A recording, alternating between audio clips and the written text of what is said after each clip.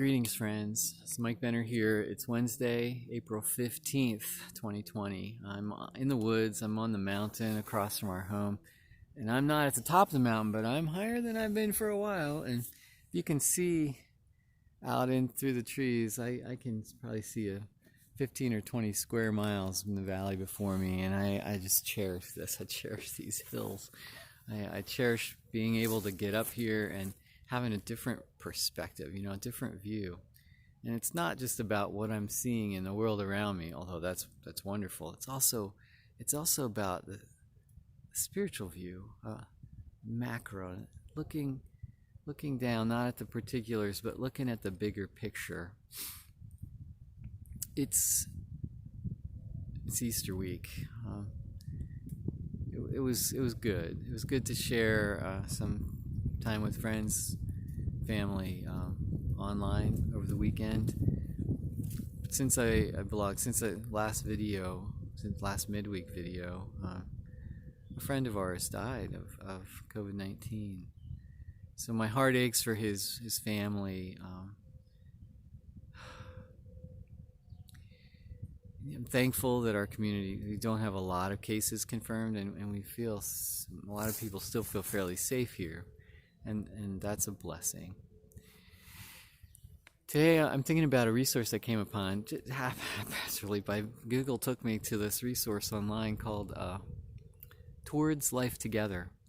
Towards Life Together was written, it's from all places, from the World Council of Churches. It was done 6 or 8 years ago from Christians around the world trying to put together what needs to happen in Christian mission today.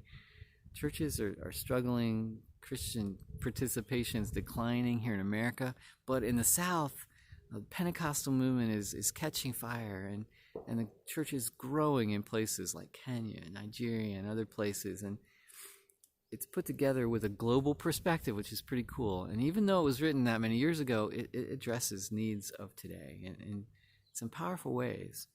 First, it says the energy and the resources for mission, for Christian mission, for mission, come from the Holy Spirit. And I get that. That makes so much sense to me, that the Holy Spirit is the one who prompts us out of our shells. When I was a teenager, I was so introverted.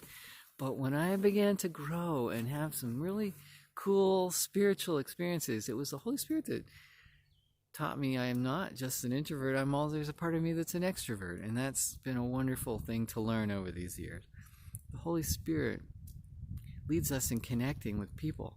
In these times, whenever we're deprived of connection, it's kind of like the dark night of the soul that St. John of the Cross writes about. Whenever our experience of God, when we're kind of deprived of the awareness of God's presence around us, we yearn, and the yearning just takes a hold of us. I think the same thing might be happening in our relationships. When we're isolated and not able to be physically with people, this yearning takes a hold of us, and we find other ways, like videos and YouTube and Zoom and the phone, the telephone. We call each other again, not just texting. We're talking on the phone again, which is wonderful. But this work is Towards Life Together. Asks us to think about what is life-giving, what is inspired by God that adds to and synergizes and energizes our world, not just people, not just our lives, but creation. At the same time, it asks us to think about the things in our lives that deplete the world, that harm creation. As an understanding of Christian mission, we're called to move from things that bring death and deplete life toward what adds to life and builds connections and builds relationships. Towards Life Together. I remember years ago, a couple came to me to talk, and I was young in ministry, and we talked for an hour or so, and I prayed with them and talked to them about some encouraging things, gave them some things to do, and when they left, they felt much better. And a year later, they were divorced. Sometimes change is hard, and and sometimes it takes time for us to really notice the broken things.